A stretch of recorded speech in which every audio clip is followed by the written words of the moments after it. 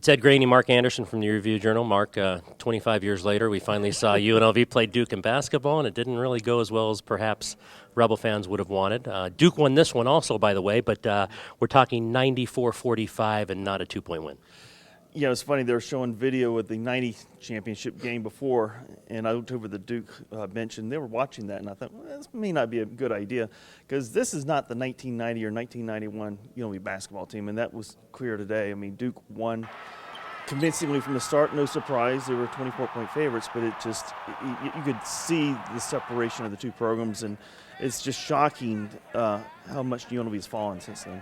Yeah, I was talking to Mark and some people afterwards, and what I'm going to write for tomorrow is, look, this might be a good thing that happened. I mean, I think Vegas needs to know where UNLV is right now. Marvin Menzies got this job with 3 scholarship players. He had to build a team in 2 months. You don't do that in college basketball in 2016. Most of the good players are signed by when he got the job. So it might be a reality check for a lot of people who thought, well, they're not that far away. They're far away when it comes to competing with elite teams. Yeah, this might have actually done Marvin a favor in some ways, because I think there was a large part of the fan base that was thinking, okay, this year's kind of a wash, but maybe next season they'll get some recruits in and start doing some things, and the year after that, watch out.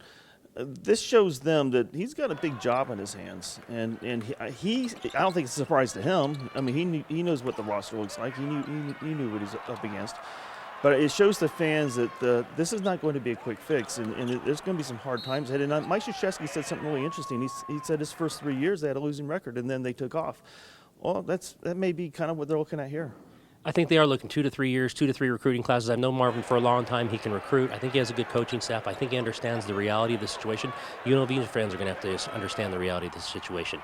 They just don't have the players to match up in a game like this. Grayson Allen, we saw one of the best players in the country, comes in, shoots 12 of 16, 6 of 9 on threes, scores 34. At one point, I didn't know he might outscore UNLV's entire team, but he actually got to take out of the game.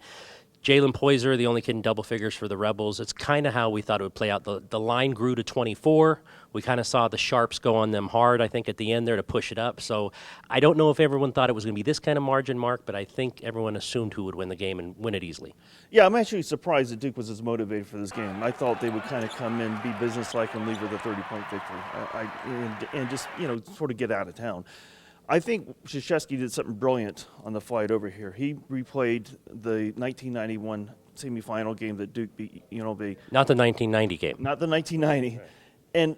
And it really hit home with his players that there's some history between these teams, because as Coach K pointed out, these players weren't alive when that game was played, which is kind of shocking to me when I think about the time that's passed. But so I think they came out here motivated, and it helped that they had a large fan base here. They had 8,000 to 10,000. I'm guessing. I think half was blue. Yeah, it probably was. So I think it felt in a lot of ways like a home game for them.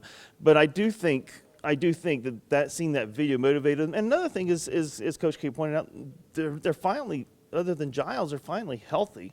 And so you're seeing what a healthy Duke team looks like. And this is going to be a very scary team come March. I actually, at the Final Four in March and April, I'll be surprised if I don't see Duke. I mean, let's be honest, Harry Giles hasn't even played yet, and he might be their best player, and we saw what they were today. We're from the T-Mobile Arena, 94-45, the largest crowd, 19,000 plus, to watch a basketball game here in town since that 91 UNLV season. Didn't work out for the Rebels. They get Incarnate Word on Wednesday night at the Thomas Mack, at Oregon after that, Kansas on the 22nd. So they've got to put this one aside right now quickly and get on to more games and be competitive and do as well as they can for the team they have. Yeah, and it's easy to look ahead to the Oregon game on next Saturday and think, okay, that's the next big game. I think the next game is the actual next game, is Incarnate Word. How do they respond from this Duke loss against that team? Because if they take that team lightly at all, then they're in trouble. And as you pointed out earlier, that team took Texas almost toward the end, lost by 5, I think, in the season opener. So that's a team. They're capable of coming in here and beating UNLV, and so the Rebels better be aware of that. All right, that's it from the T-Mobile. 2 great things happened today. Mark's son Jeremy got to leave early and beat the traffic. My daughter got a picture of Grayson Allen. I texted her. She was unhappy to be here. Other than that, those were the happiest people in Vegas today. It wasn't UNLV. They get Incarnate Word on Wednesday night. It's Ed Graney, Mark Anderson from the Review Journal.